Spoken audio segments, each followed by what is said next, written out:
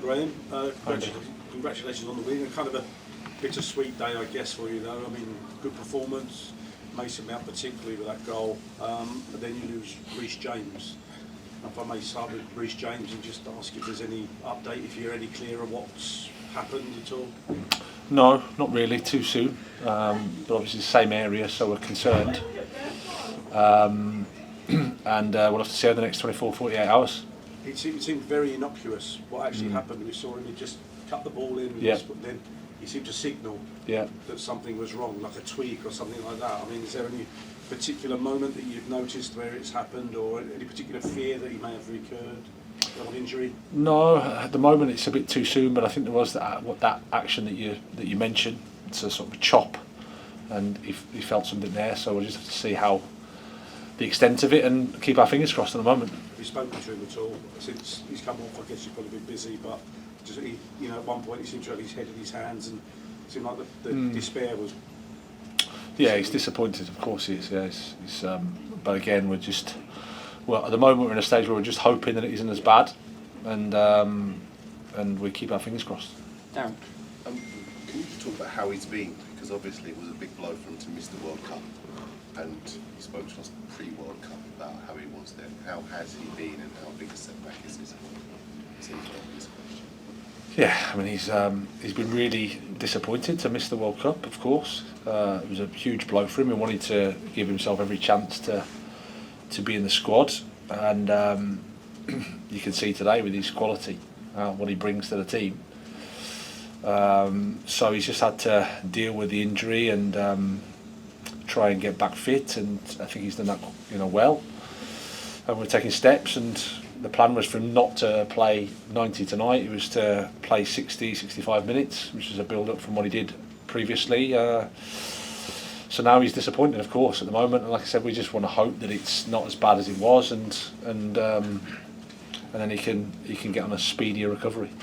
Just one question on something Mason said on the TV. He said that we want to be up there fighting. We're not happy with where we are. We needed this win really badly tonight. I'm assuming you echo those thoughts. That it had to be 3 points at all costs tonight, given the run of form and the failure to score in 3 games before the World Cup. Yeah. Can you just say that?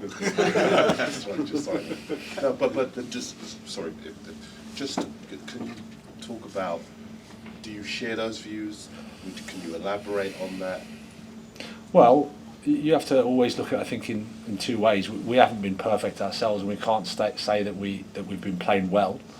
The last 2 or 3 weeks, at least, of the Premier League campaign before the break, we didn't perform well, and as a result, we didn't get the results we wanted.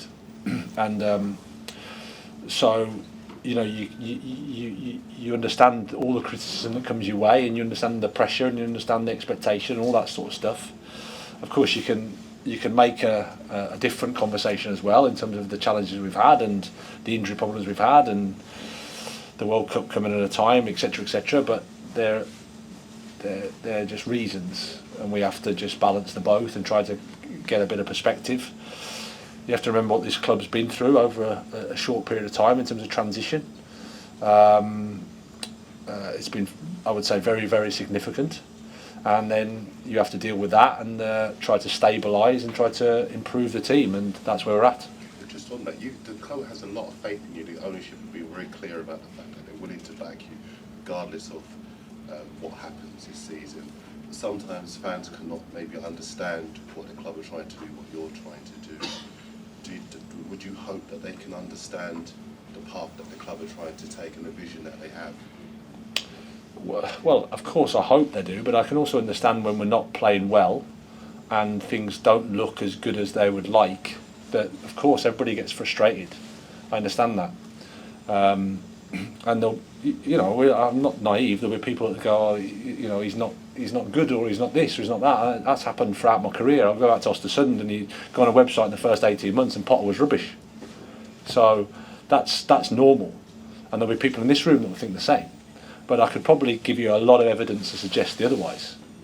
So thankfully they have the similar opinion, and there's been a lot of support out there for me in terms of interactions I've had with our supporters that understand the situation we're in and very, very supportive. But I'm not naive. Like I said, we haven't been perfect, so we have to accept any criticism that comes our way when we don't get the performances and the results that you want here.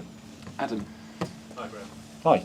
After Reece went off, the performance seemed to lose its way a little bit. Was that just because of maybe the mental impact of seeing Reece go off, or was it just losing him as a presence on that side, or was maybe something else? I think it's probably a bit of everything. I mean, Reece was playing well and he's a top player. I mean, as much as we think coaches are magicians, believe you me, if you've got top players, it makes the coach's job a lot easier. And you could see the quality that Reece brings down that right side in the first half, especially. And then to see him go off, I think probably affects the stadium, it affects the team, it affects everything. Not that that's an excuse, but we're human beings as well, and he's someone that we care a lot about. And there's going to be a little bit of concern and worry, and I think that's quite natural, especially with the results that we've had. And you want to try and hold on to your win, and I think that affected our performance in the second half.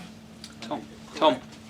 Graham, can you just describe how important Reece is to what you want to do with Chelsea and how important he is to the team? Because of course when you came in you were on a great run before that AC Milan game, and of course it's happened before with when he had his injury at AC Milan. It happened before when Chelsea lost him under the previous manager.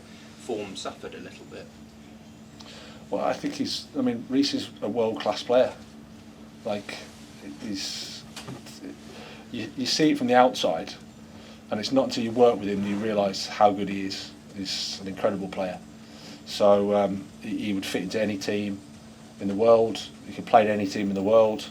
So any team would miss him. Okay, last question in this section. Gary. Graham, hello. Hello, sorry.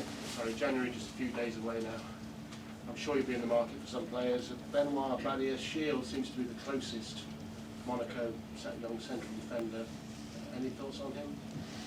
Well, unfortunately my answer is I don't speak about anybody that's not a Chelsea player. There's lots of people get linked to this football club, and I'd be wasting mine and your time if I responded to everyone.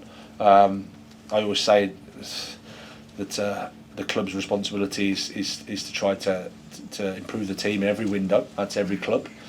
But my job is, as the head coach, to try and improve the players that we have here and to improve the team. So that's what I'll be focusing on.